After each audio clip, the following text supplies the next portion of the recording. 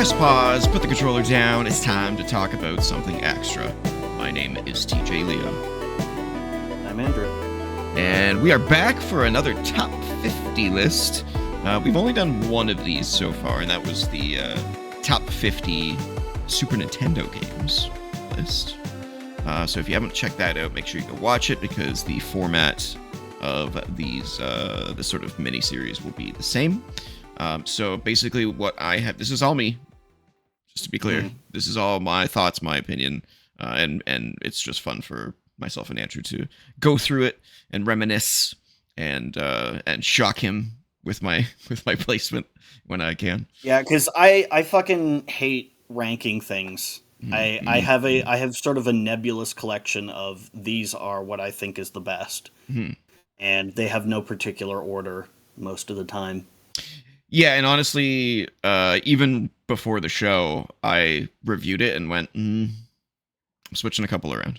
You doing some last minute tweaks? I did some last minute tweaks, yeah, because on a day-to-day basis, some things can change, right?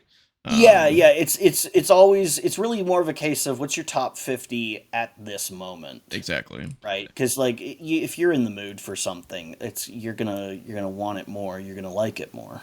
I will say my top 10 probably has never changed, but everything. Yeah. Like as you get closer to the top, it becomes more and more concrete, rock solid. But yeah, especially for stuff like near the bottom where it's like, oh, that could go in, but that could go in, but that could go in, and that's exactly why you what had happened. Honorable mentions. Yeah, and we're doing that. We're doing that. Same deal. Right. To start off the show, we're gonna do honorable mentions to start off the part 2 of the show. That'll be the never played section to go over. Oh, okay. Just like we did last time. I'm formatting it exactly the same way. So for those of you who have never watched the top 50 SNES games, basically the way that the list is created is I create a Google Doc of all of the Super Nintendo games that I like or love, and I start at the top. I start with number 1, and I go, out of all these games, if I could only play one, what would it be? And that's what goes at number 1. And then I continue to ask that question. If I recall, your number 1 for the Super Nintendo was Super Metroid. I believe so. Yeah, Super Metroid.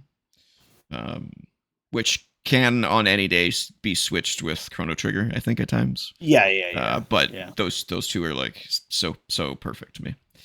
Yeah, and then basically I go to number 2 and I look at the list of games that are remaining and I go, out of all of these games, what's the one that I would play immediately first today?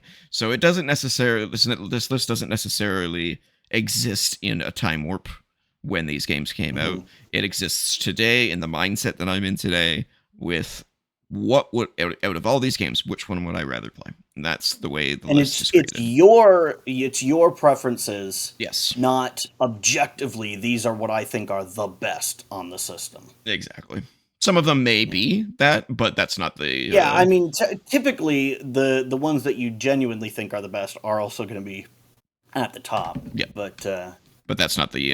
There are plenty of games that you can say, oh yeah, this one is really good, but it's not my thing. So exactly. It's on the list, but it's lower. Yeah. And there is one of those games on the list that I know deserves to be there, but... I couldn't put it any higher than where it is. We'll get to that. And there's always going to be stuff like that. Yeah, and someone out there, many people out there that would see this list would be appalled at its placement. But we will get into it. There's always going to be someone who's like, "No, how could you put it only at this point, or how could you put this that high?" It's like, dude, it's a personal opinion list. And to be fair, I do explain why they are on the list where they are every time. So there will be explanations. Yeah.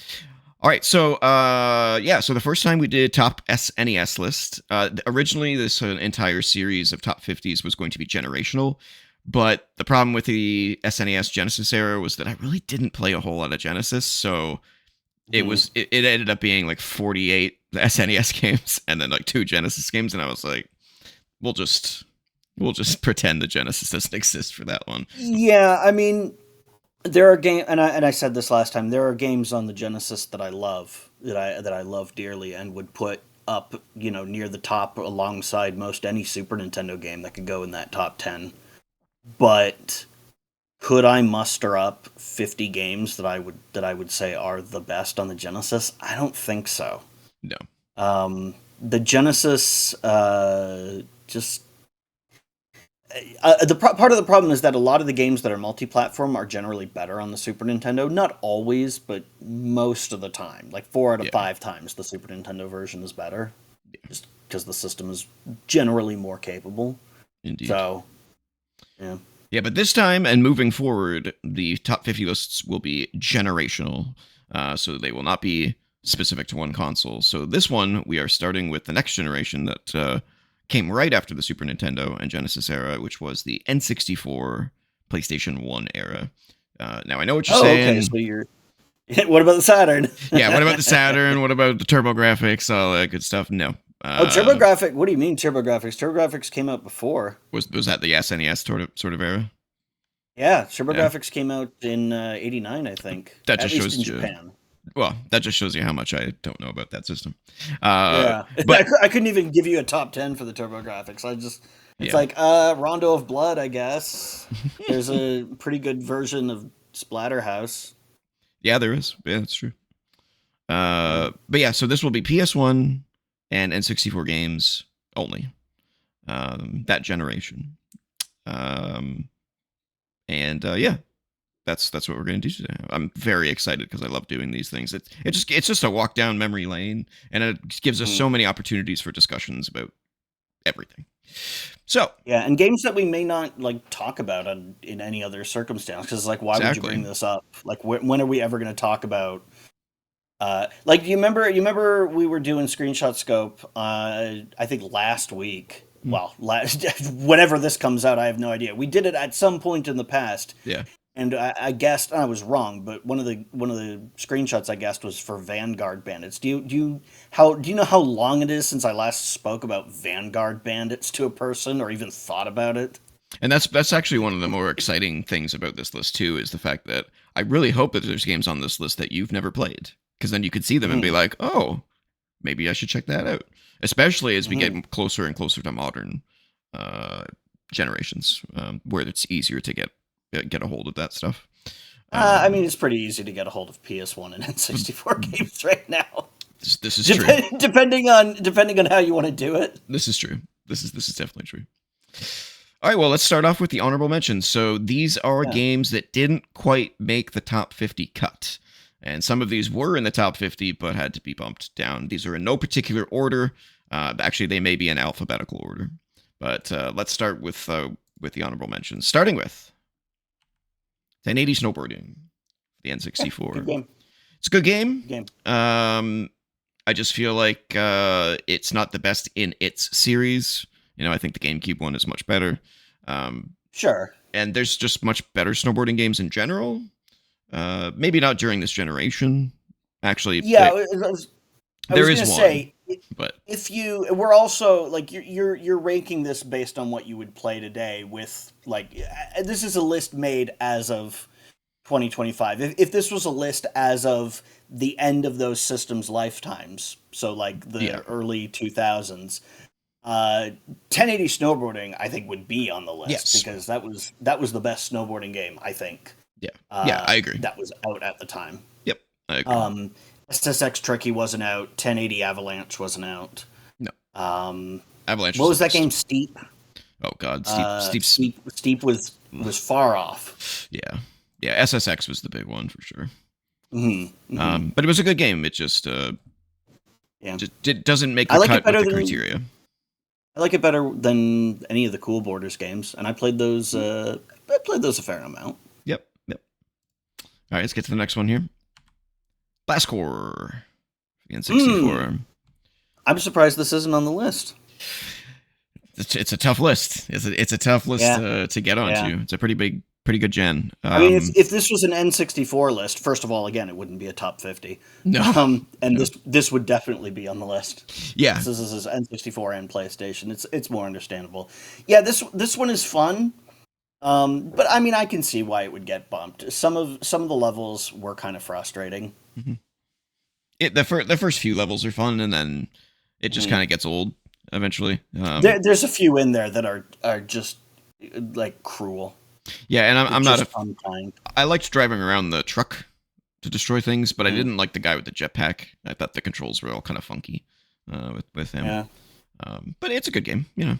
Uh, some people like Yeah, it more than some of the others. other vehicles do control really weird. Like that one that shoots the missiles with like the two wheels in the back and the long one out in the front. Mm. That thing, like, it turns super sharply and it's really hard to steer because it's so sensitive. I've actually played Blast Corps relatively recently, like within the last few years. Um, I actually did pretty well at it, Yeah. way better than I did back in the day. But some of those levels are just unfair. Yes, they are. All right, next honorable mention. Buck Bumble. Oh, this isn't on the list, you motherfucker. This is actually making me mad. No, in all seriousness, people love this game because of the intro music, which is fantastic, and it is a decent game. It's okay. Yeah, Yeah. you're hearing it. I'm hearing it. Bickety Everybody's Buck hearing it. Bumble. Yeah. Oh man, that's a Ubisoft game. Oh, it's gonna be owned by Tencent soon. Oh no.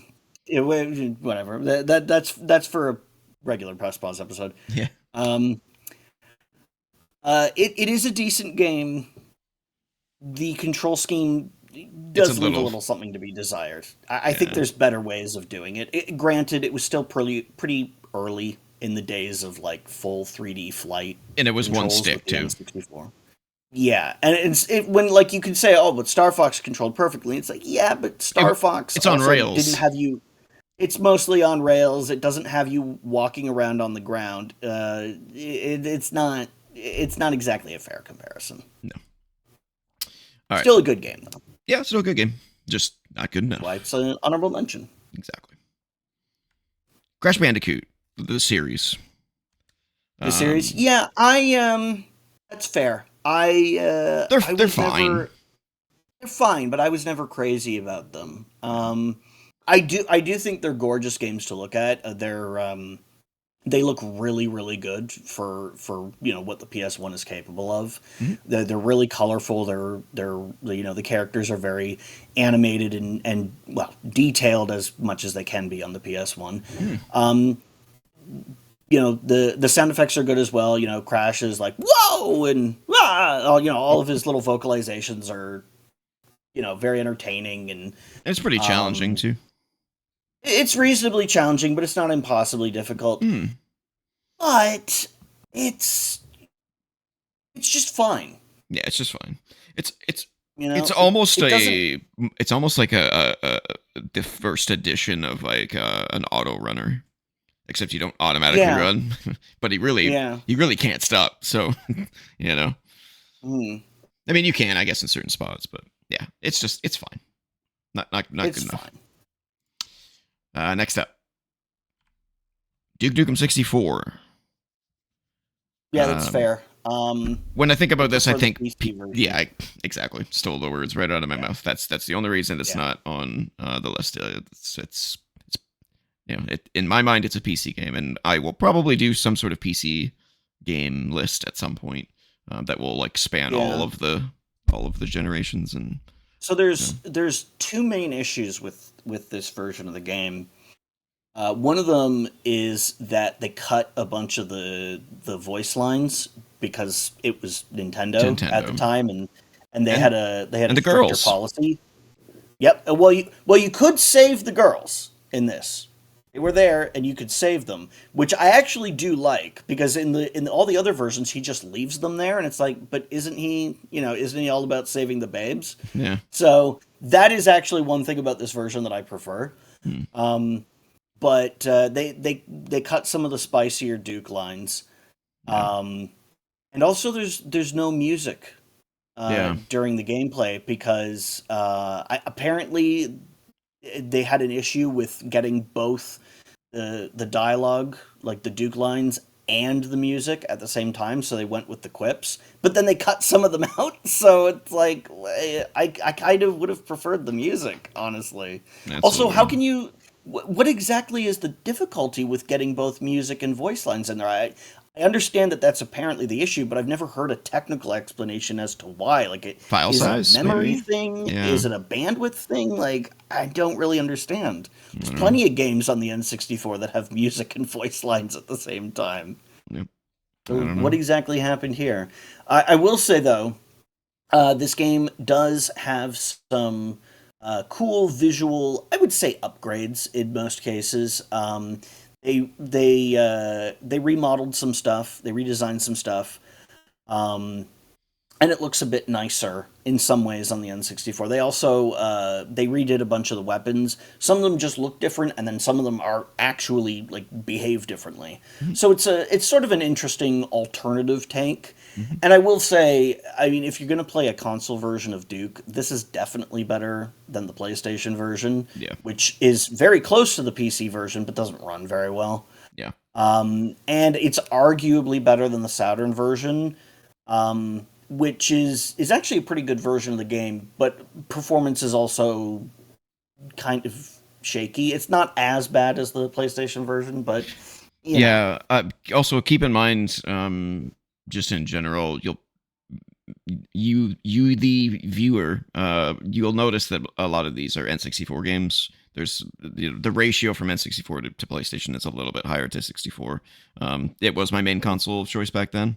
I did have experience with PlayStation 1, and I did eventually play a lot of PlayStation 1 games, but I definitely skew, towards the Mhm, N64 for my history of gaming. But we'll get into mhm. that more in the rest of these honorable mentions and the never played section. So Yeah. keep that in mind. All right, next up, Final Fantasy VIII. Uh, I wouldn't have even made it an honorable mention. I mean, I'm I enjoyed it. I know it's broken as fuck. Yeah. But And it I mean, I think we've had this conversation before. yes, I don't remember if it was on the show. I think it was. it was on the Final Um, Fantasy tier maker oh list. yeah, yeah, yeah. Right. Yeah, Yeah. So I've said my piece about this game, so I'll keep it brief. I've never been a huge fan of this one. Part of it's the mechanics, and part of it's the characters. The characters are kind of dull in this game. Like mhm. they're either they're either like jackasses or just kind of douchebags. Yeah. There's not really Especially a the lot main of character. likable. The main Yeah, character is a the main dumbass. character is such a prick. Yeah. He gets, he opens up and becomes less of a douche, but it takes fucking 4 discs If for that to if happen. you so That's choose too those long. dialogue options. Yeah, yeah. I actually played through a bunch of this. I don't know, like 2 years ago. I like it better upon replaying it all these years later, but I still don't think it's amazing. It's definitely Yeah. one of the weaker Final Fantasy games. It Yeah. like overall it's okay. Like it's a fairly functional game, Mhm. but with regards to role playing games and especially Final Fantasy games, there's way better Yeah. choices on the PlayStation. I always fall off at the same time when I'm playing that game, and it's when you switch to the other characters, and I'm just like, Yeah, I don't want to start over, like with like learning yeah. all of this again. But yeah, so that didn't make it. Next is Gauntlet Legends. This was one that just got kicked out. This was 50 at one point. Yeah, And that surprises me because we played Gauntlet on the N64 a few times. You and I. mhm. That was a fun one. It was. I did go back and play all of these just to see how I feel about them today, and Oh yeah. this one's very rough. This one's very, very Yeah. rough. Oh yeah. Yeah. So I just it didn't stand the test of time. So that's kind of what bumped it. Um, Yeah. whereas almost all of the other games stand the test of time in one way or I mean, another. the Gauntlet series in general is kind of rough. Yeah. It's a very basic concept. It's the kind of thing that you have to play with other people Hmm. because experiencing with other people amplifies your enjoyment. If you're playing it on your own, it's just kind of a run through enemies the game Yeah. kind of experience. Yeah. It's Smash TV in Fantasyland. It's kind In of this. fantasy, yeah, yeah, pretty much. But yeah, just didn't quite make it.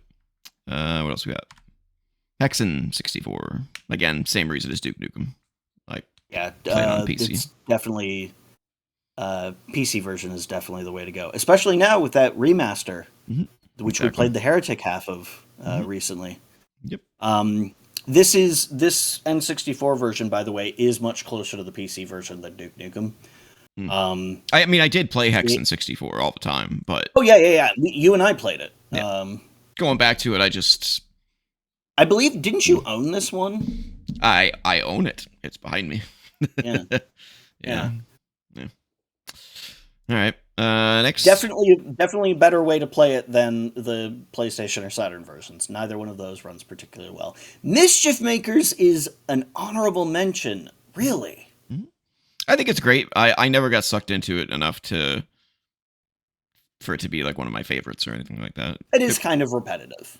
I rented it and played it, and I think someone bought it for me at some point, and I played it a little bit. But I'm like, yeah, but I have these. That was You kind grab of things, you shake things, you throw things. It's yeah, fun. yeah. But I can see it not keeping the appeal Mhm. all the way through Yeah. for some people. Yep. I liked it though. I did too, just not enough. Yeah. All right, next honorable mention, Rapper the Rapper, which Yeah, also, we actually talked about this in another video we recorded recently, yeah, and we both agreed. Wait, how do you like? We could never figure out exactly the right way to play it. the timing Like, is it makes no the sense. timing with the music? Is it the timing with the symbols on the screen because it doesn't always sync up? Yeah, Like, neither of there's them do. apparently you can just freestyle and get a way higher score. So Yeah, you know, yeah. it was like it It's was a novel concept. It was a rhythm game. it was a At a time when memorable experience, rhythm but games were still new, you know? yeah, but it's just not a game I would So, want to play again. yeah. This was another one that was just at the 50 mark. It was right there. The visual style is really great Oh though. yeah, The story behind this game is kind of interesting because the artist responsible for the look and feel and all the character designs, I believe, is actually an American living in Japan. that's cool. So even though it's a Japanese game, all the character designs are from an American. So it's kind of got like It, elements of both both. cultures Yeah. by virtue of the fact that it's the sort of the key creative forces in it came from both cultures. Mhm. I my brain is telling me that they did a remaster of this game at some point. I believe they did. Maybe the Yeah, timing is better in the remaster. maybe. I don't know how many are left. Let's see. Pilot Wing 64. Fun game, but I can see why it's not in the top 50. It is kind of a tech demo in the same way that the original Pilot Wings was kind of a tech demo. Yeah, it's not for me. But Yeah. I acknowledge it for its place in history. It's a fun game to just kind of chill out with Mhm. and sort of explore the 3D environments. Mhm. But eventually you're going to find everything there is to find. So, you know, it has it has an expiration date. It does. But it was, it was fun for the time and I mean, flying around in 3D with these massive environments was a Novel. new thing back then, man. Yep. But now we got Microsoft Flight Simulator. Mhm. So, Well, I mean, Microsoft Flight Simulator predates that, but there was no Flight Simulator that looked as good as Pilot Wings no. when this came out. Next, this is Pokemon Stadium. Yeah, Fun, but Pokemon shallow. in 3D. Yeah. Yeah, Yeah. it's really more of an accessory in a way. Yeah. You know, it's there to have you battle your Pokemon in 3D instead of just in 2D on the Game Boy, which is it's a neat concept, but it doesn't really do much beyond that. There is kind of like a story mode, but it's just a bunch of battles against the computer. So I didn't put it on my list because I've never because I didn't think it would probably make the list anyway. But I heard oh, never mind. Different generation. We'll see where it lands on that one. Never mind. okay. Different generation. All right, moving on. The Resident Evil series. I didn't play the originals, so I've always been playing the remakes basically since Oh. Resident Evil remake on GameCube was my first Resident Evil. Really? Yeah. It's better. The It's remake. better. Yeah. Oh yeah. And the funny thing is, usually when there's a game that has a remake, people are like, "Oh, the remake's better. Oh, the original's better." 99% of people agree. Like even the hardcore Resident Evil fans are like, "Yeah, the remake is better. It's just it's a straight upgrade in every regard." And it is. I like Resident Evil 2 a lot. That's a Mhm. great game. Mhm. And that would absolutely be on my top 50 for PlayStation and N64 era games. But The like the 2 original remake is Resident amazing. Evil, oh, the 2 remake is amazing as well. But I would say that it's worth playing the original version of 2.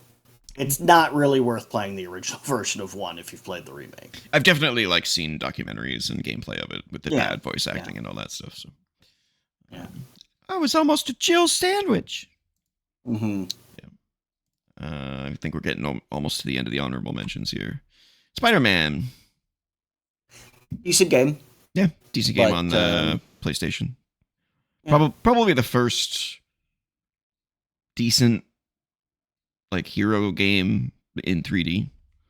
Um, Um, yeah, probably. Like I'm trying to um, think of what else was even out at the time. Fucking Superman Superman. 64. No, absolutely not. Yeah. I guess there was I think there was like a Batman Beyond game on the N64 that was supposed to be decent, but I never actually played it. Yeah, I didn't play that one either. So I couldn't tell you from personal experience. Yep. Yeah, I think you might be right. Yeah. And the fun thing is, for the most part, they just kept getting better and better because the sequel, I think, was better, and Yes, it then was. the Spider-Man movie game was better, and then the Spider-Man 2 movie game was really, really good, and the Spider-Man 3 movie game was Not good. And then there was But a bunch of spin-offs, like Web of Shadows was apparently very good, and some other stuff. yeah, there was also Spider-Man Unlimited, the Yep. cel-shaded one that Mhm. basically just played like Spider-Man Spider-Man 2. 2. So Spider-Man 2, yeah. So, Yep. And now we yeah, got Insomniac's games, and now we don't need to yeah, go back to that. yeah. All right, I think we're almost done. Oh, Tomb Raider 1, 2, and 3. They just haven't aged well, and there's Yeah. reboots now, and Yeah. yeah, there's just no reason to play them, and unless you're I like a was game historian and you want to go back to see yeah, where this kind of I stuff. was I was never crazy about the Tomb Raider games. I kind of like Tomb Raider 2. It's okay. Mhm.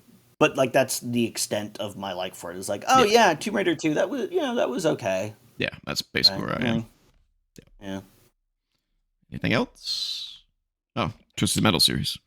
Um, yeah, they're fine. They're a little hard to go back to today. Kind of Um, clunky by today's they're standards, kind yeah. of clunky. But and for me, there are better Combat vehicle racer combat kind of game. racing Well, not type combat racer, games, like vehicle combat games. vehicle Yeah, combat games. So it was never my favorite you're more until of a you're more of a Vigilante 8 guy, aren't you? maybe. Yeah. Uh, Okay, I see where this is going. yeah, and Black is technically my favorite Twisted Metal, and it's not in this Yeah. generation. So you might see that on a Yeah, future I've said it list. before. I like Twisted Metal 2 the most of the PS1 games, Yeah, definitely not unheard but of. yeah. Is that it? That's it for the honorable mentions. So let's get into the bottom 25. The bottom 25. Starting with number 50. If I can get it to load. I believe in you. And it's not loading. Why aren't you loading? Oh, good Oh, this is great. This is riveting. lord. There's always something. Okay, come on. Wait, what? There it is. There All it right. is. Medieval for PlayStation 1. The where you play as Sir Isaac, I think is his name. Yeah, you're the skeleton knight. Skeleton Knight guy. Yeah, my dad and I played a lot of this game. I played a little bit of the remaster that came out recently, and it was pretty fun too. It's a little more faithful to the original than I would like, because there are some like modern sensibilities that would make this game a lot better than it is. Mm.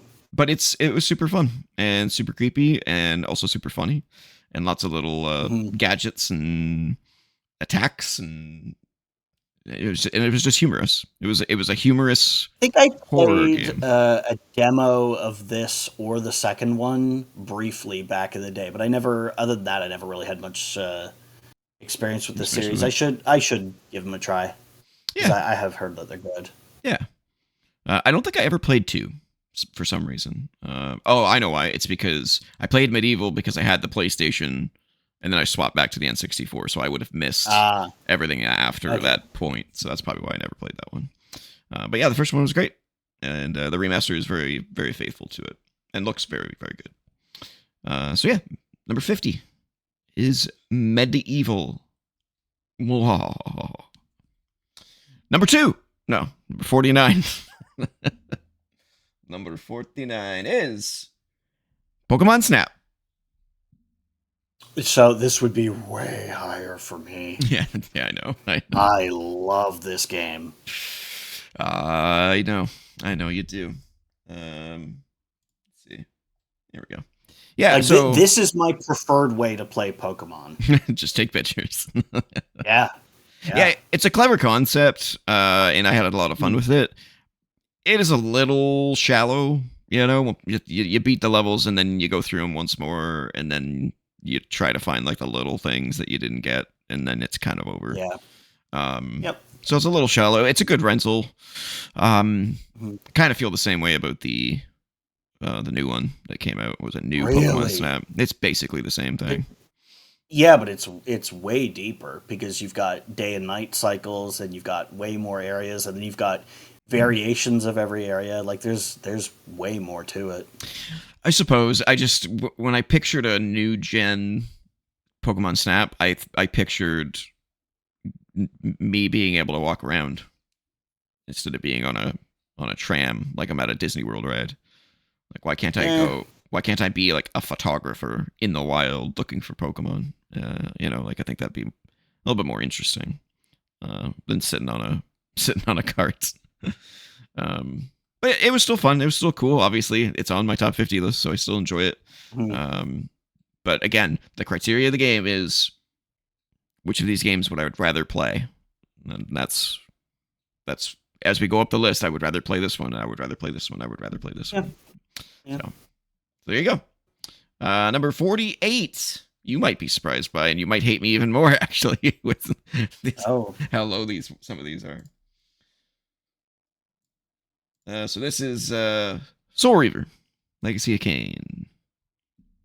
Yeah, I think that's fair. Oh, okay, cool. Yeah, I don't think I like beat the game a lot. But there are other games on the PlayStation that I like more.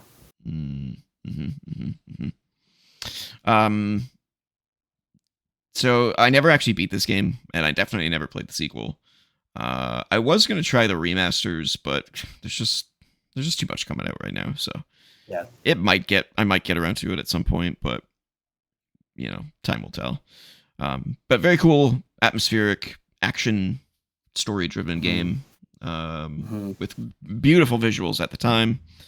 Like this is running on the PS1, and look at how good it looks. Yes, by the way, all footage courtesy of Long Play Archive and World of Long Plays, as we always do for these videos. They are great at capturing and documenting all of this great historic gaming content. Not a sponsor. Now, I actually played this more on PC, but man, it still manages to look good on the PS1. Like the PC version doesn't have the really pixelated textures. It doesn't have the the models, like the polygons kind of freaking out a little bit. I think this might be the Dreamcast version that we're seeing. Oh, okay. I think that might be why it looks a little better. A little cleaner. Yeah. Yeah, because this was also on the Dreamcast. I imagine the Dreamcast version probably looks very similar to the PC version. Yeah. And I'm pretty sure this is the Dreamcast version because I remember some of these games I was having a hard time finding the specific platform that I wanted it for. So yeah, I'm pretty sure this is the Dreamcast version. But it's great. It's a great game. Wow, that's creepy still to this day. Yeah. Yeah. So that's Legacy of Kain Soul Reaver at 48. At number 47, we've got one of my favorite racing games of the era, Cruisin' USA. Love me some Cruisin'. And there were a lot of fucking racing games on the N64. Holy shit. Spoilers. There's a lot of racing There's games gonna be more on this list. list. Oh, yeah. Definitely. Yeah, but I would say this is my least favorite, which isn't saying much, really, because I love all these racing games. They're so fun. Yeah. But this one was really good. I think this was the first 3D racing game that I played.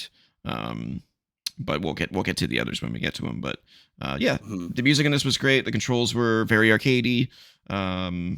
Music was, man, I can picture the music in my head, and I can picture the guy that's speaking where he's going like.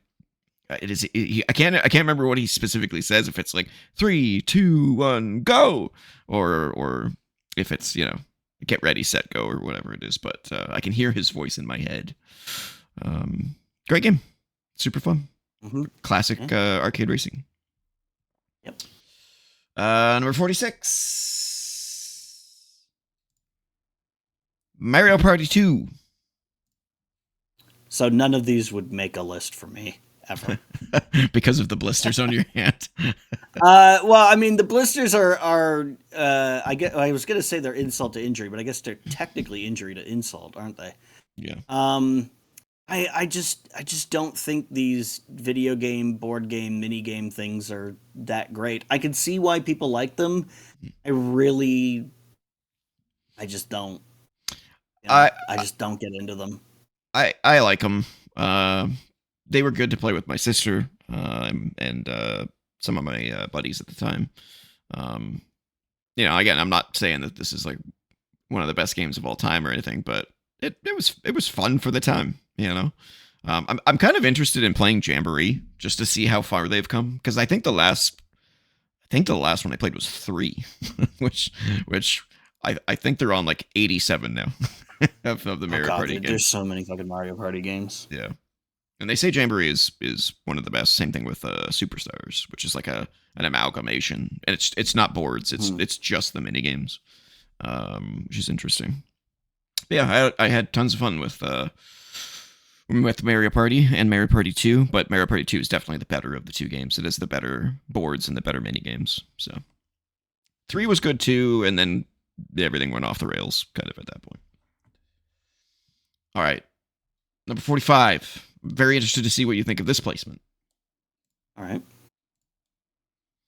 Mega Man Legends. So I love this game a lot.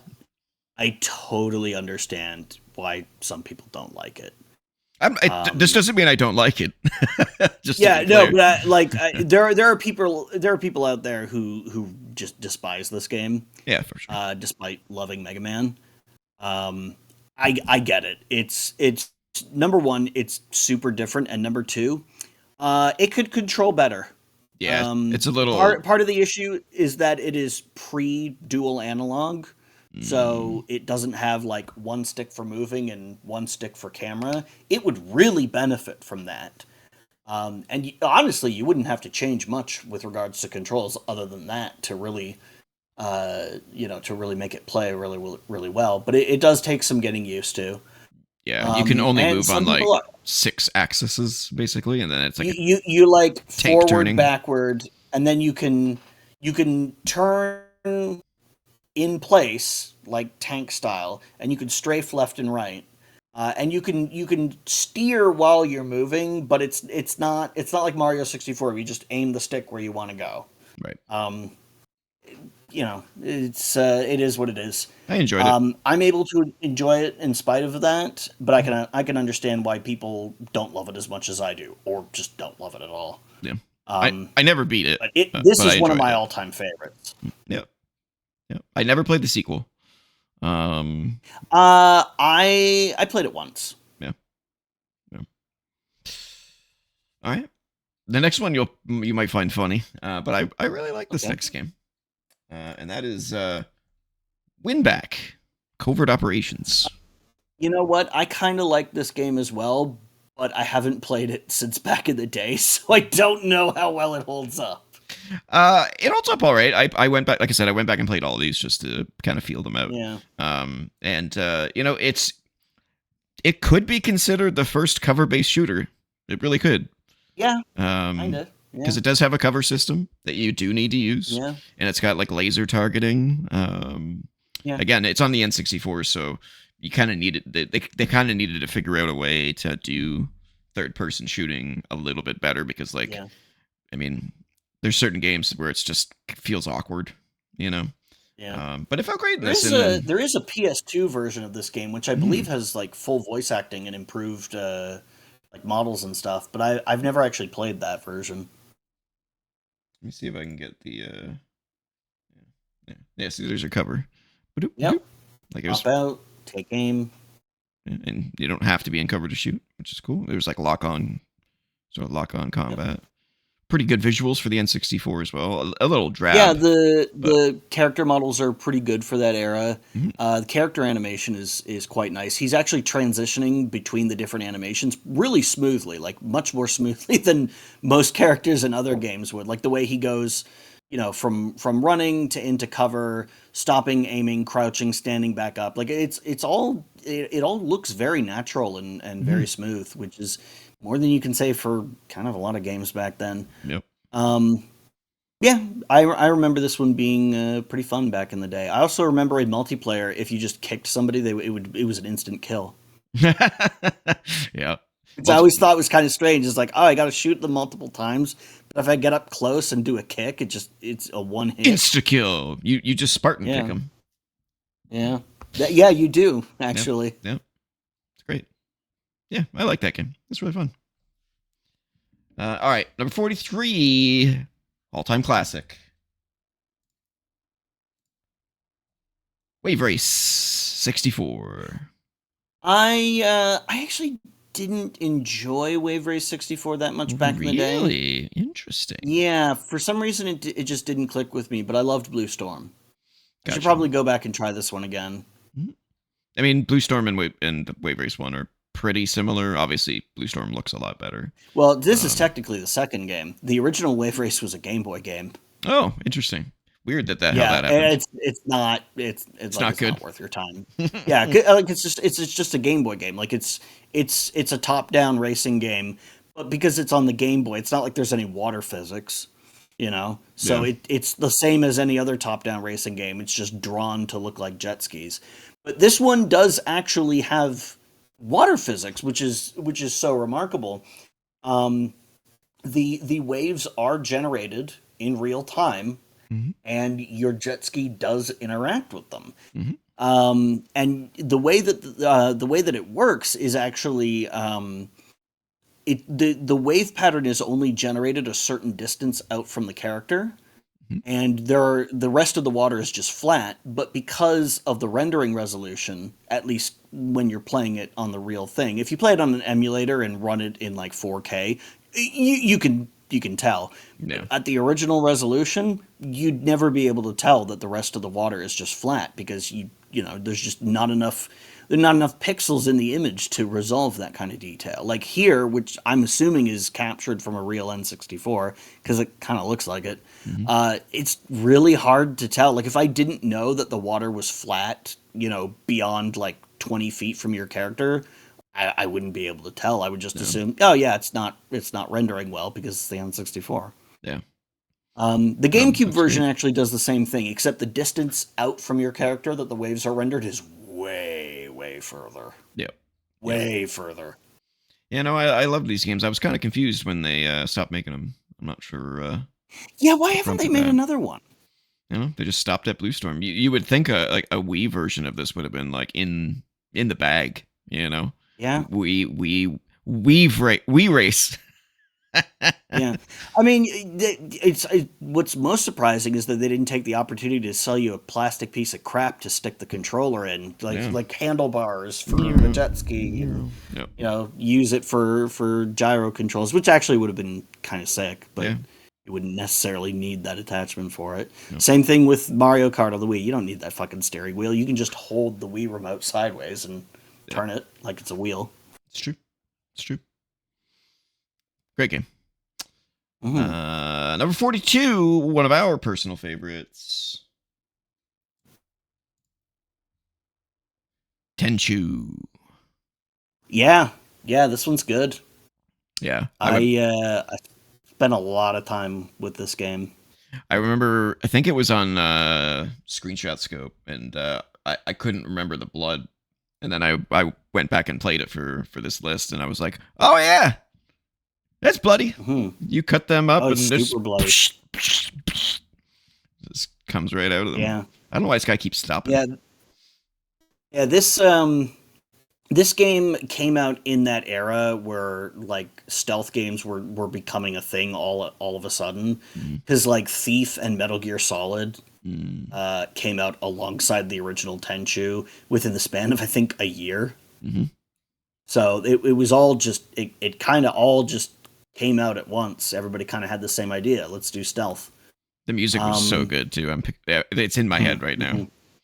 Yeah. Oh God, that poor man. The run animation is kind of shit, though. Even back then, I was like, that looks... Yeah, he looks like he's got a pickle up his butt, for sure. Yeah. But, yeah. You know, not very ninja-like, I will say. But great game. So good. The best part of it was the grappling hook. Doing that was always super fun. Grappling up on the so buildings. Let me tell you about something I did with the grappling hook. So in the first level, you're going around... this village towards a like some rich asshole's like estate, right? And you're gonna go off them. There's a river and stuff, and there are guards patrolling. Is this it? And yeah, I believe this is the level. And there's a part where I fell into the river, and the splash alerted the guards, and they came over. And they're standing there. They're not jumping into the water, but they're standing there with their swords drawn. And I'm like, how am I going to get out of this one? Right? However, they're not standing directly next to each other. There is some space between them. And I wonder if I could grappling hook between them and zip up to the roof that I can see from here. So that's exactly what I did. And as I'm flying past, I hear two sounds of two guys going, bleh! And I'm like, what the hell just happened? And I turn around and look, and they're both drowning in the river. And I was like, what just happened? And then I realized they must have both swung at me and then fell in the river past, and hit each other, and then fell in the river. That's awesome. What is happening here? Oh, yeah. Come on! Ah! What? Who are you? I'm here to avenge all the innocent people you've hurt.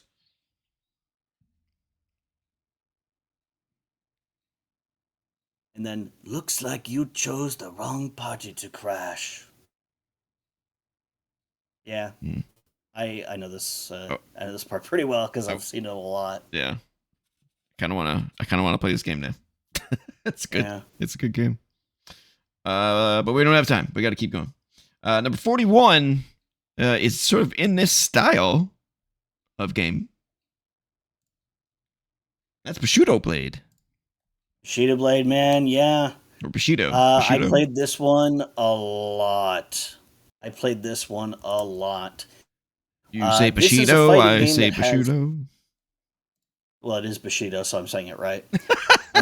There's an I in there. It's not a U there. It's an I. Bushido. So this is a fighting game with no health bars. You are out for blood. Whoever gets the deep cut first wins because it's a fucking fatal injury. Oh, like right there. That's just dead. Yep. You can finish a fight in one hit. Boom. Yeah. Well, because the fights can be so short that you need a replay, or else you just fly through it. You can finish this game in about 10 minutes. Yeah, it's pretty short. Yeah. But for me, it was always with the multiplayer, going up against a buddy and being like, I'm gonna fuck you up. I'm gonna fuck you up. Don't miss. Yeah. And the thing is, if you hit somebody, but it's not a solid hit, you can actually injure them. Like, sit right there, one hit kill. That's how it would go in real life. But you can like injure people's legs, Yeah. and you can injure people's arms. And if you injure their legs, they'll be down on their knees and they won't be able to move around as well. Mhm. And if you injure their arms, they won't be able to two hand their weapon. Mhm. So if it's a weapon that needs or should be used with two hands, they'll have a really hard time with it. Like the uh, there's like I think just like a one-handed saber. It's not that much of a problem if your arm gets injured. But if you're wielding the katana or like the nodachi or something, right, like the spear, or pardon me, the naginata, then it becomes a big problem because you have to like put your whole weight into it and swing it, and it's a much slower process that leaves you more open. Yep. Bushido Blade 2 is not nearly as good as this. I like Bushido Blade 2 a lot, but I think the first one is probably objectively the better game. The second one is fun for me, but there's also some things you can do that are like super cheap. So, like I have a character that I like to use who can throw a sword, and you start the match in a position where the thrown sword can kill. So I've pulled that shit on people before. Look at that. That move was sick. See that shit? Boom. Yep. Like, come at me, bro. hmm like, look at that. She didn't even move. She's like, fuck you. Yeah, this person knows the game pretty well. Oh, they yeah. know exactly when they can attack during the animation to Yep. get the desired result. They're waiting for it. All right. That's 41. Bushido Blade. Number 40 was my introduction. That was also from the era where Square was like, let's make a bunch of fighting games. It's true. It's a true story. This is a SquareSoft game. Number 40 is a game that introduced me to an entire genre. And that's Harvest Moon 64. I actually don't like 64 as much as I like the Super Nintendo one.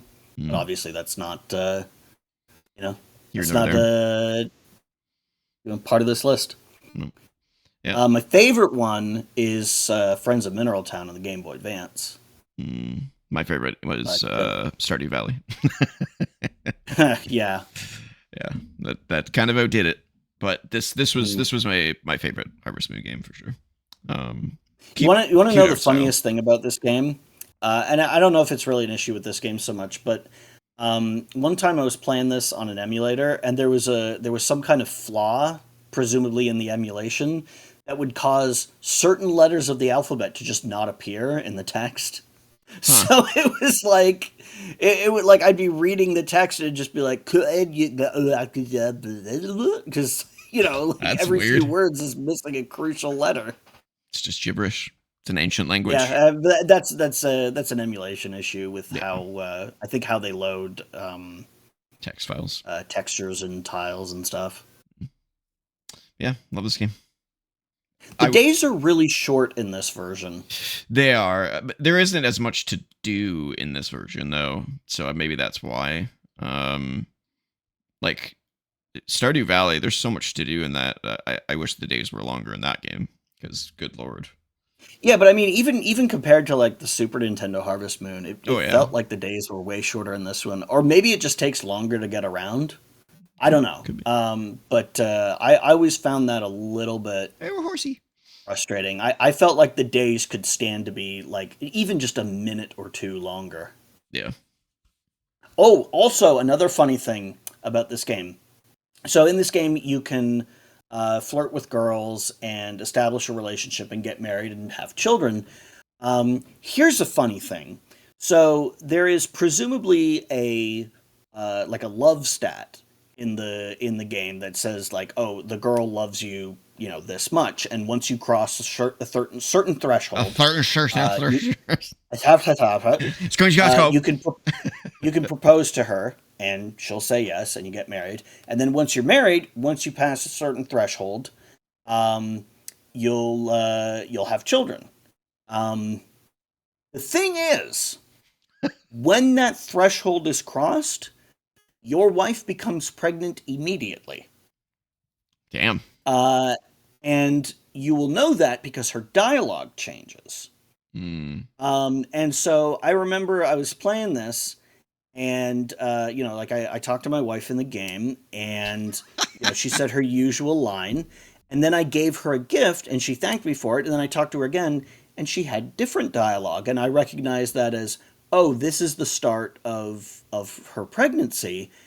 But there was no sleeping in between this. There was no sex in between this, because like you would assume that, like, okay, when the two characters go to bed at night, because you go into the same bed, you assume, okay, well, they have sex. They don't show it in the game because it's a Nintendo 64 game.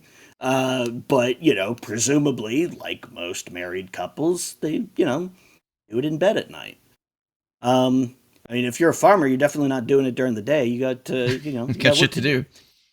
Yeah. But like I literally, like, I gave her, I think it was a slice of cake, and that pushed her over the threshold, and then suddenly she's pregnant. So like, what the fuck was in that cake? I just thought that was a really weird oversight, but in the game design, like, wouldn't you as a programmer say, once the threshold is crossed, the next day after they've been in the same bed for a night, she will, her dialogue will change to indicate that she's become pregnant. Not Like, why would you have it right away? It doesn't make sense. Yeah. Well, does she specifically say she's pregnant? Or No, but as someone who's played the game a lot, I recognized that dialogue sure. indicates that she's at the start of the pregnancy. I think she talks about being sleepy a lot, even though she gets enough sleep because her body is growing a child. This is before she's aware that she's pregnant, but because I've played the game and I've seen this before, I recognize that's the start of the pregnancy phase. Of the game. Yeah. I thought you were going to say it's just weird because they all look like children. Well, I mean, it's an anime style. They're super deformed characters. They got great big like bobbly heads and little, like, they're like little Funko Pop people. Sure. Yeah. But aren't you like a 14-year-old boy that took over the farm? No, you're an adult. I mean, you're a young man. Okay. You're not like 30. I think you're supposed to be like 20 or something. Okay. All right. Well, that dog was peeing, and he just grabbed him and took him inside. Yep. Stop peeing. That dog. Just let him trickle as you run. Oh man, my camera's doing that glitchy thing again. Stop it. Stop. Yeah. I don't know why it's doing that. But yeah, the art style changes from game to game. There was one on the PS2 where they have more realistic proportions. They're still done up very anime style, but they're sort of proportionally taller. And then there's like ones on like the Game Boy where they have even more exaggerated, like almost like plush toy shapes, because that's just the art style they were going for. By the way, for all the people who are going to flip that I said they're like little Funko Pop people, I would have called them Nendoroid people, but Trevor doesn't know what a Nendoroid is. No.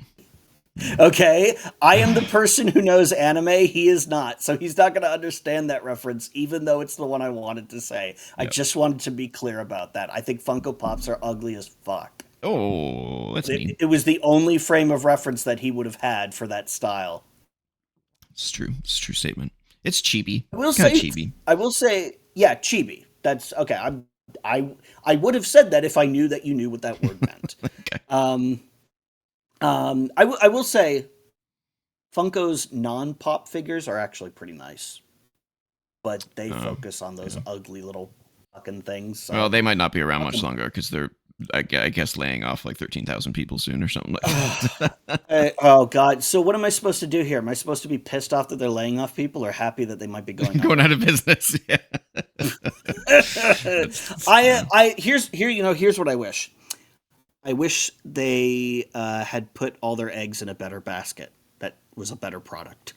Yep. Yeah. Instead that's what happens when you do, mushroom head things. I mean, as a business, I'm sure they made a lot of money. And there's Best Girl. Best Girl? Is that the one you marry? Yeah. Well, that's the one I choose. I think the one I chose was the yellow headed girl, the farmer girl. The yellow-headed girl. Okay, first of all, A blonde, I guess, but yeah. First of all, it looks yellow in is the game. blonde. It looks yellow in the game, so The word is blonde. We have a word for that. she got two Second, pigtails. You don't even remember the girl's name. I was You must have been really into that woman. I was 25 years ago. I don't even remember what girl I hooked up with in Stardew Valley, and that was not long ago at all. No. All right, let's move on. Where are we at? 39. Another classic coming up. Rampage World Tour. Oh, yeah. I mean, if you there's 3 of these. Yeah, but before God of War, this was the game where I was like, I need to just destroy, kill stuff. I just need to just break shit. Yeah. Mm-hmm. That was this game.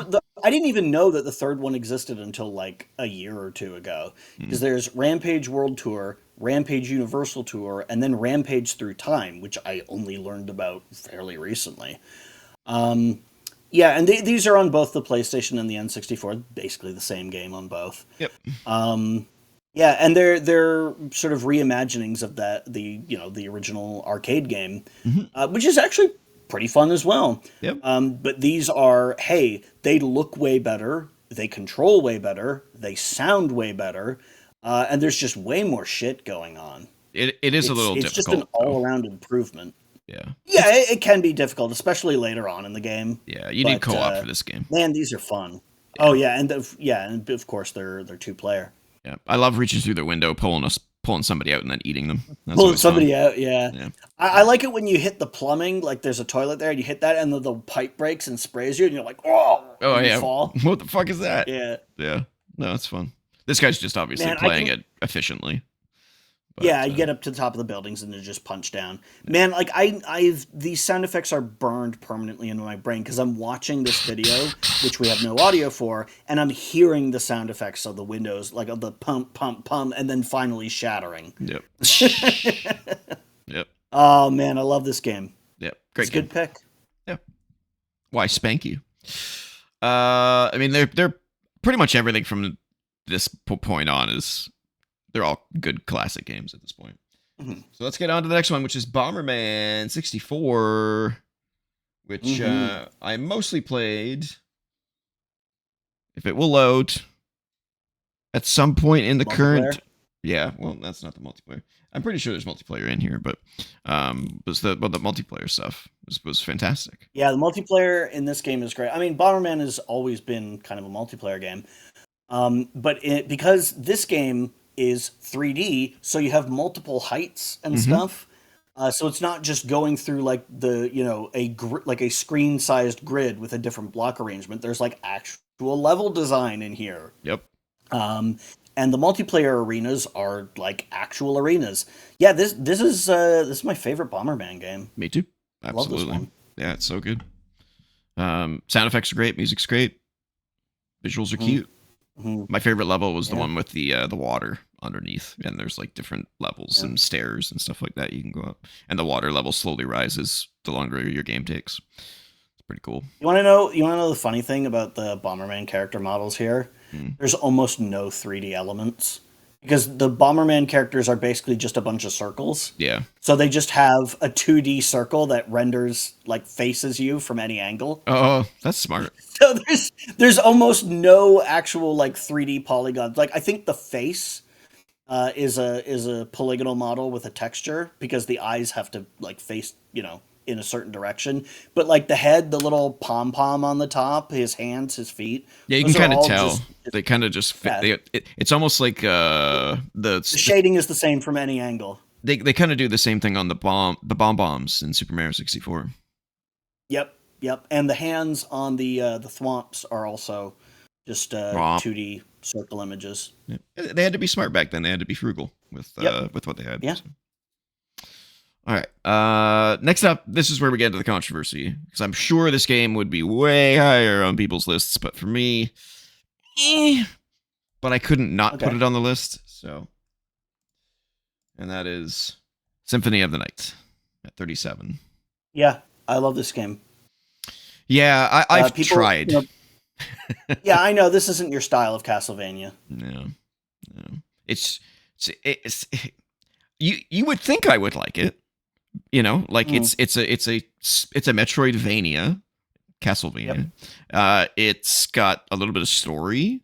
It's got some RPG elements, Mm-hmm. but there's just something about it. Maybe it's just not user friendly enough. Maybe I don't know. I could never figure out the gameplay loop. Like I couldn't ever get into the flow of it. I would always like end up encountering a boss where I'm like, fuck.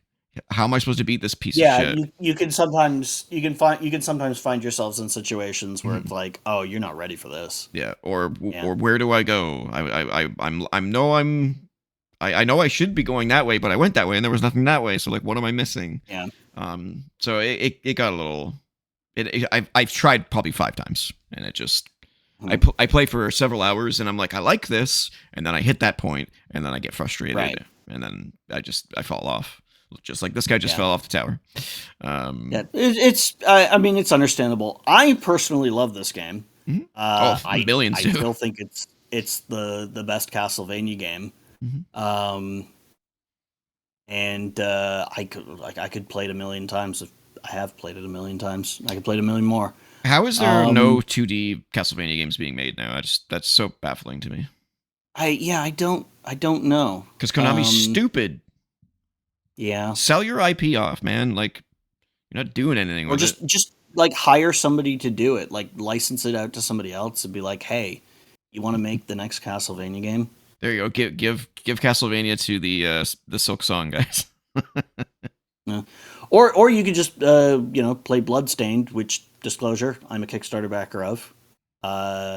Bloodstained is great.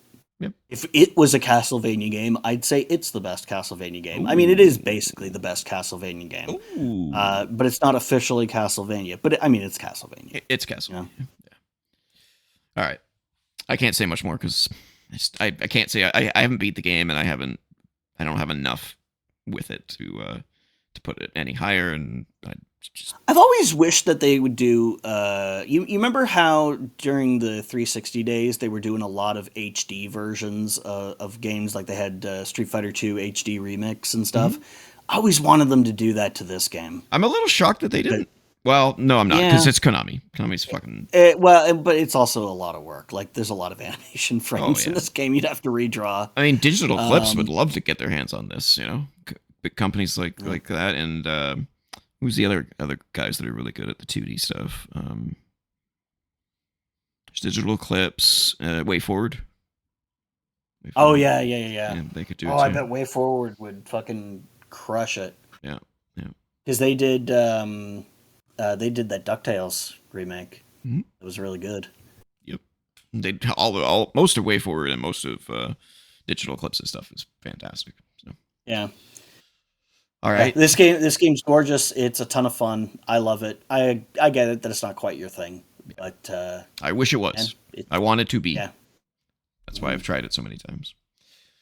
All right. Have you played any of the other Castlevania games like this? Like you played any of the GBA ones or the DS ones? You should try. You should try Aria of Sorrow. I've been told that they're all pretty much the same. So I'm like, if I can't get past the idea of this game, then I could try, but no reason not to try. Yeah. If they don't click, they don't click. Yep. But if they do, you can be like, okay, well, I like this one. And then maybe I could go back to Symphony, and maybe I get it. It's just like Elden Ring. It's like I got it at a certain point, and I was like, oh fuck, I love this game. Just never got it with Symphony. So. All right, next up, Fighting Force. Oh man, I remember this one. Yeah, this is another great. Yeah, this was an early example of like, hey, what if we did Final Fight but in 3D? Yeah, it's so fun, especially in co-op. It's fun. It's a little rough in some places, but it's fun, man. Oh, there's a level that I always remember.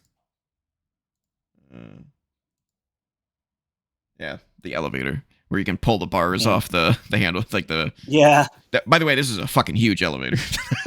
Yeah, That's a yeah. massive Was this elevator. like a fucking freight elevator or Yeah, what? it's the Dude, nicest did the freight. dude just come through a skylight in an elevator? Yep, that's where they come from.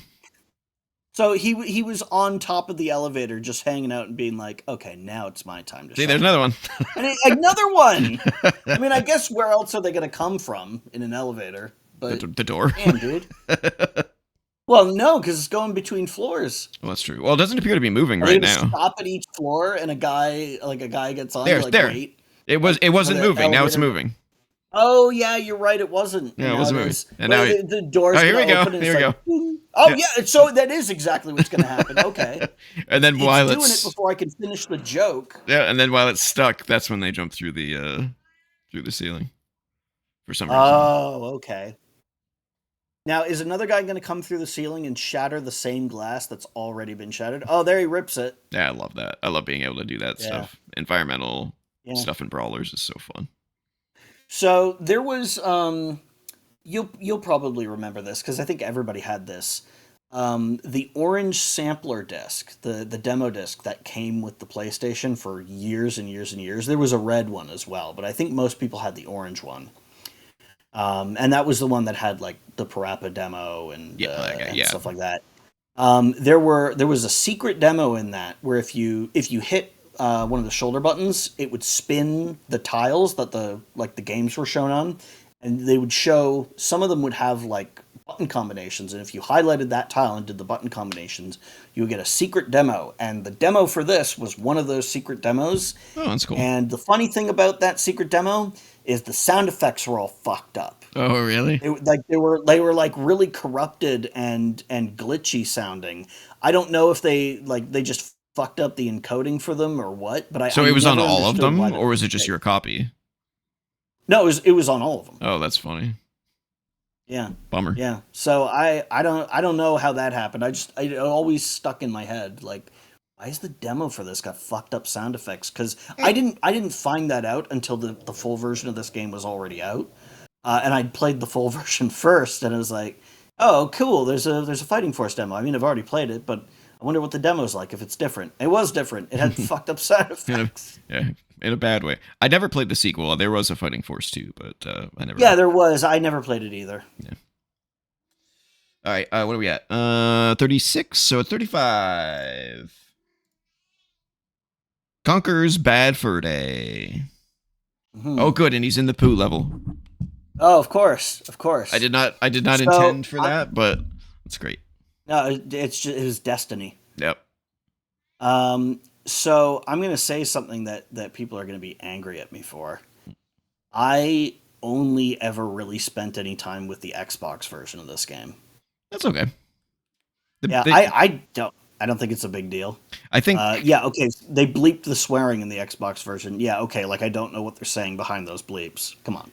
I've always been confused on if the N64 version did the same, because I only ever remember the bleeps, so I don't know. It's weird.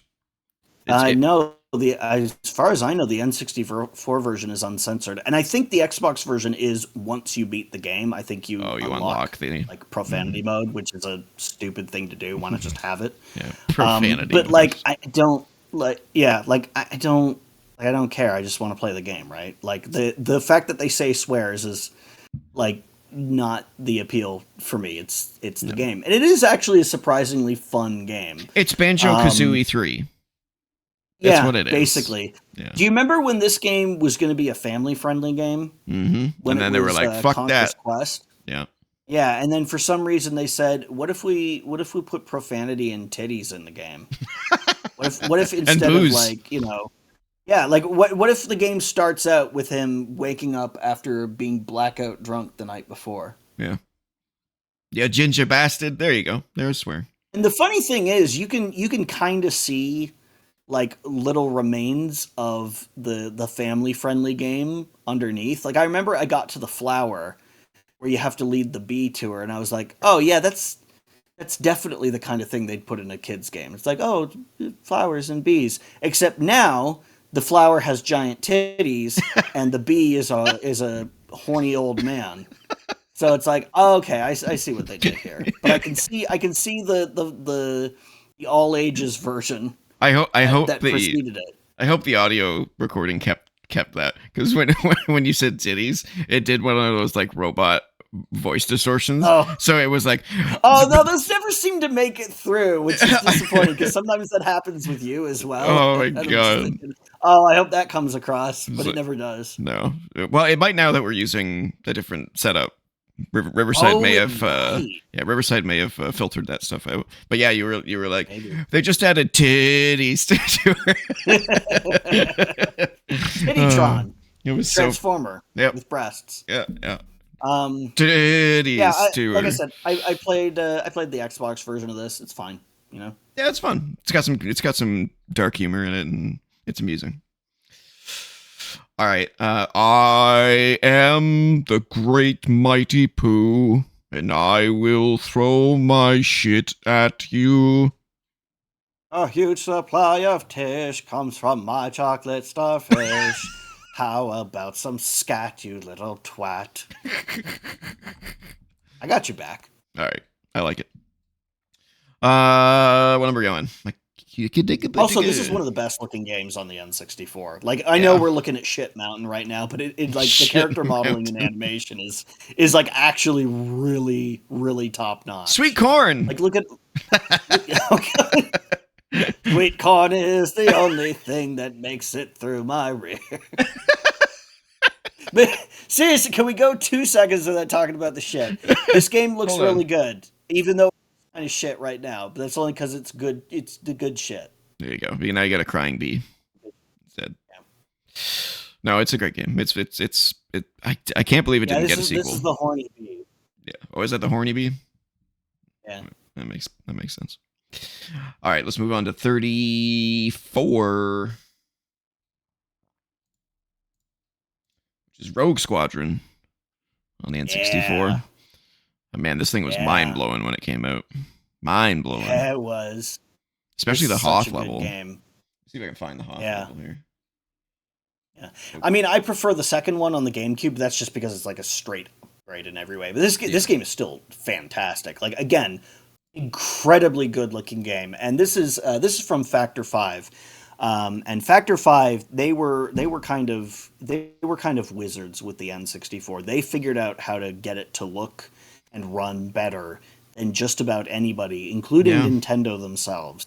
Yeah, like look how good this looks for an N64 game. It's crazy. Yeah, the frame rate is really smooth. The level of detail is high. The draw distance, it's not amazing, but like it's still better than a lot of games. Yeah, it's definitely better. It's better than fucking Turok, that's for sure. Yeah.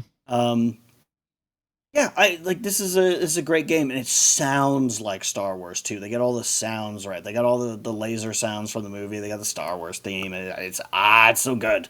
Yep. I was trying to find the Cloud City one. Yeah, the Cloud City map looks sick. I kind of suspect this will not be the only Star Wars game that we see on this list. It might be. I don't know. Well, let me say this: if this was my list, this would not be the only Star Wars game on it. All right. What game are you thinking of that should be on there? Well, for me, I'd have Episode 1 Racer on there, and potentially Battle for Naboo as well. Shadow of the City Empire, maybe not. That one hasn't aged as well. No, not really. Even back in the day, the controls were kind of yeah. But Episode 1 Racer would definitely be on the list. Gotcha. All right, 33. Chameleon Twist. Is this Chameleon Twist? Wow. This is Chameleon Twist. Oh, long time since I played this one. Yeah, Chameleon Twist 1 is great. Chameleon Twist 2, I don't know what the fuck they did. They Yeah, I didn't play 2. It was like a super cheap budget game. I don't know what I don't know what heck. It looked bad. It played worse. It was bad. But yeah, Chameleon Twist 1 is this great.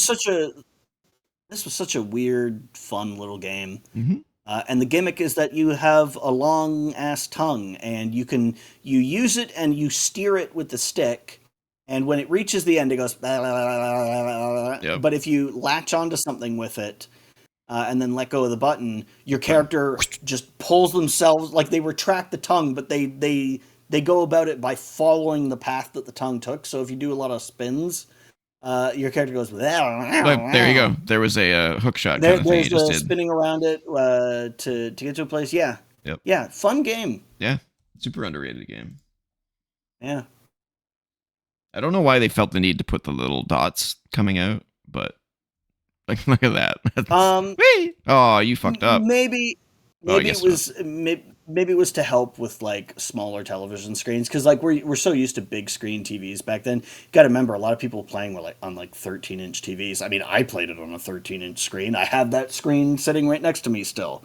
It's not very big. No. You know, no, and so maybe the dots helped sort of keep players lined up with where their character is facing. Yeah, that's true. I will say, you don't look much like a chameleon in this game. No, you kind of look like Bomberman. Horn or frail. Yeah. Yeah. Yeah, or like a monkey or something. Yeah. But it was a lot of fun. Yeah. Big game next.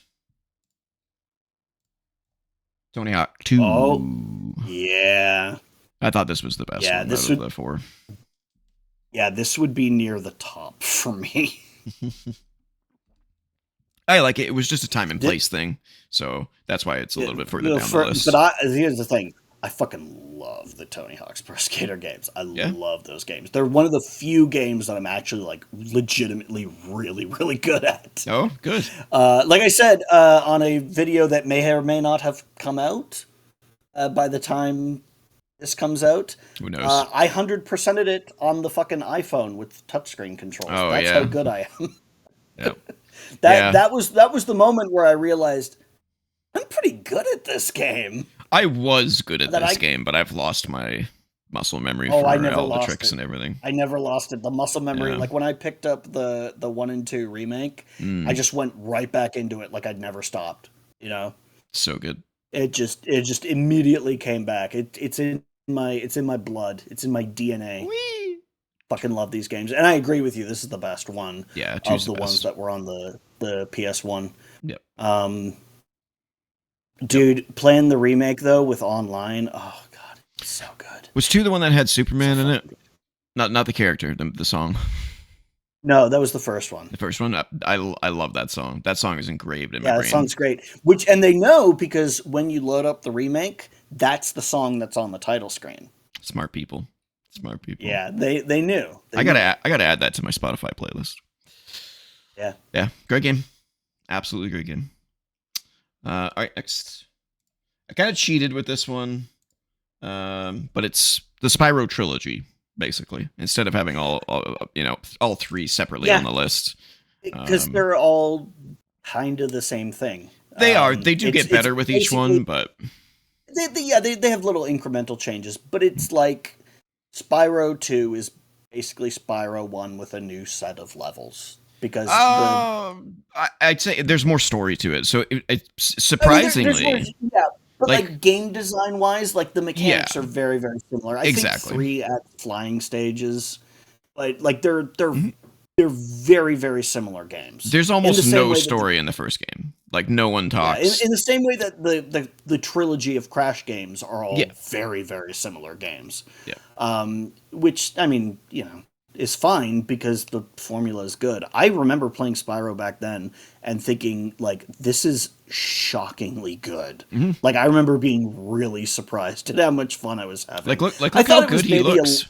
It's crazy. Yeah. I remember thinking it was a little bit easy, but I mean, it's a game for children. So I was like, yeah, okay, this is meant for people who are like 8 years old. And I think when I played it, I think I was like, how old was I when I played Spyro? When did that game came out? I don't know. I think I was like probably 13 or 14 around that when I played it. So I was like, it's a little bit easy for me, but for the target demographic, it's probably the perfect difficulty. And it's super fun. It's super fun. Controls really well. Yep. The character animations and the character designs are fantastic. They've got such a great bouncy animated look to them, right? Like it's It's really hard to believe that this is a PS1 game. It looks so fucking good. It does look really good.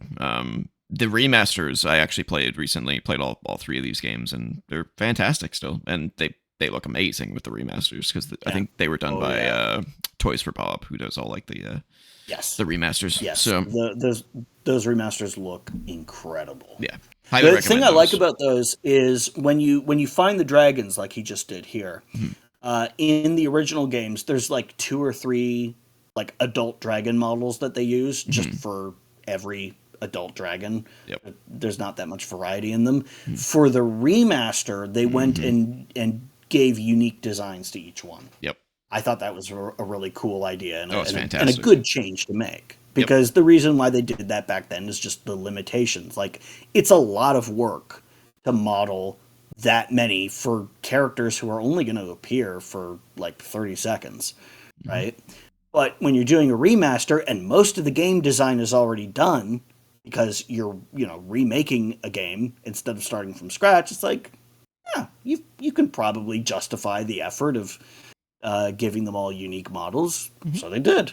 I kind of want to play this now. Just a cool artistic touch. Yeah, the Spyro games are great. Yeah. I never played the PS2 ones. I wonder how they turned out. Are you talking about like the ones where like Elijah Wood is playing Spyro? If that's a thing, because I know I think nothing. There was 1 or 2 PS2 games that were in this continuity, and then they rebooted it, and they had it was a more like serious storyline, and Elijah Wood was playing Spyro. I played one of those. It was okay, but I didn't like it as much as this. Yeah, these ones are so good. All right, what number are we on? 31. So this is number. We're almost to the end of the first half. So hold on to your butts. Number 30. I said there was going to be another snowboarding game on this list. Okay. Snowboard Kids. I had a feeling it was going to be Snowboard Kids because I know you like this game. Love both of them. 1 and 2 are absolutely fantastic. I love the humor and the art style and just the actually didn't weapons. Spend much time with this game. Oh, I played a lot of this game. I played it with you once. Yeah, I played this game a lot. It's so fun. The music was great. The controls were great. I did go back and play it, like I said, and it does take some getting used to. It's a little stiff. And controls are a little strange, but man, it's great. It's a great alternative to Mario Kart. And it's got so many Mario Kart. Interesting. Mario Kart. Yeah. Because it's basically Mario Kart but snowboarding. Yeah, it's like a racing game. I hadn't thought about it like that, but that's an interesting perspective. Yeah, I kind of bounced between this one and Mario Kart and another one that may or may not be on this list at some point.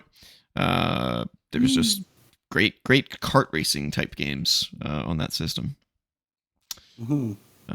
Yeah, great game. All right, number 29. Ultra Combo! Killer Instinct Gold. Killer Instinct Gold. Hopefully we see one. Yeah, I never. So I'm not really a fighting game guy too much. I never got into the Killer Instinct games all that much, but I actually played the Super Nintendo one more, which is not as good. Obviously it's not as good. But that was just the one that I spent more time with, and yeah, okay, fine. Yeah, I just never got super into Killer Instinct, but I mean, these games look great, and I remember them controlling pretty well, and you have some, you have some fun moves and stuff. You got combo breakers, and you got the guy who's like combo breaker. Yep. Oh, it's so satisfying. It's so satisfying when you do that. Yeah. Yeah. No, and admittedly, I'm not a fighting game guy either, but every so often there's a fighting game that sucks me in, and Killer Instinct Gold was definitely one of those games, and it's really the only Killer Instinct game I played of any value. So you didn't play Killer Instinct on the Game Boy? No, I did try the reboot on Xbox, and it's pretty good. Oh yeah, it's quite good.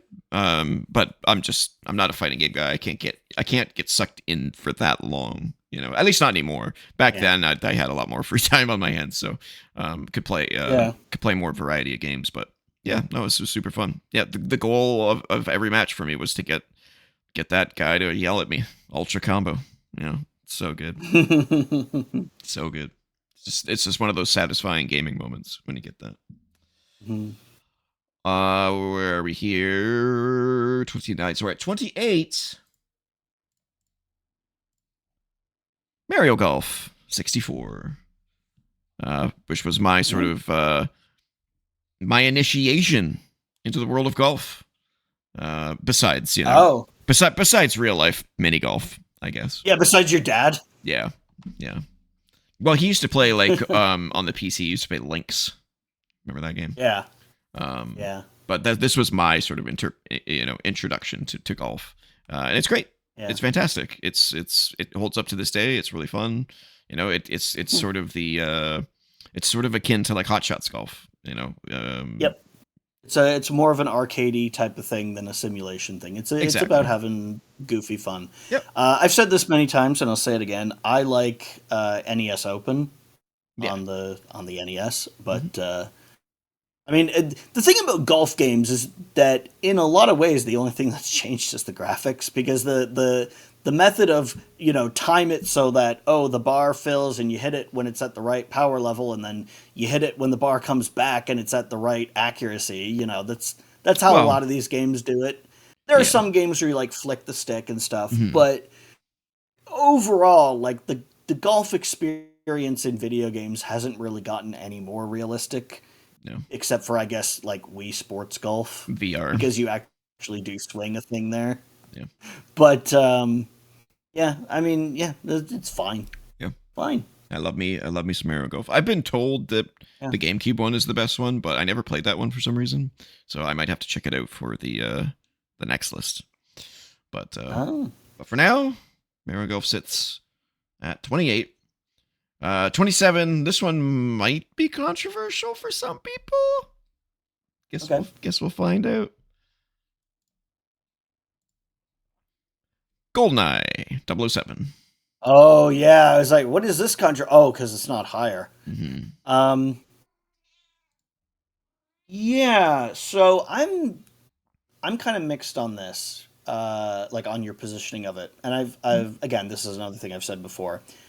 But I will say again, going back and playing this on the N64 today is hard. Yeah, it's pretty difficult. Hard. Yeah.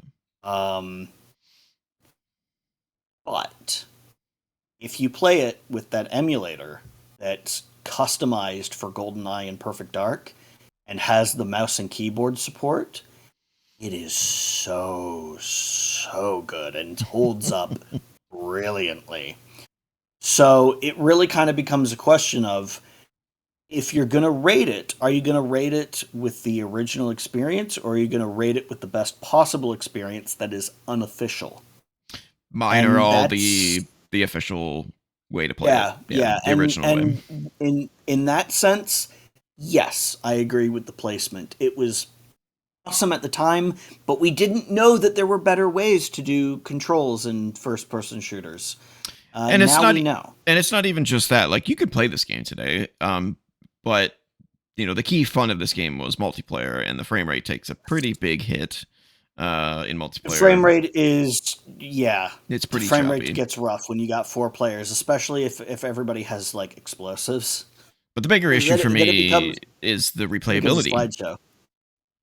There's not a really whole lot of replayability in the multiplayer, at least not for today's standards. Back in the day, you would make your own fun, by having like proxy mines, only and stuff like that.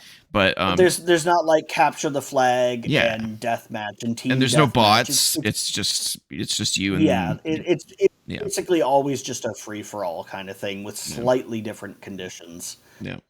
Because I mean, it's only 4 players. It's not like you can really do good capture the flag if there's only 4 people, or team deathmatch if there's only 4 people. Yep. Still fun, still great memories, and I'd still play it. But there's a better game in this generation that does it better.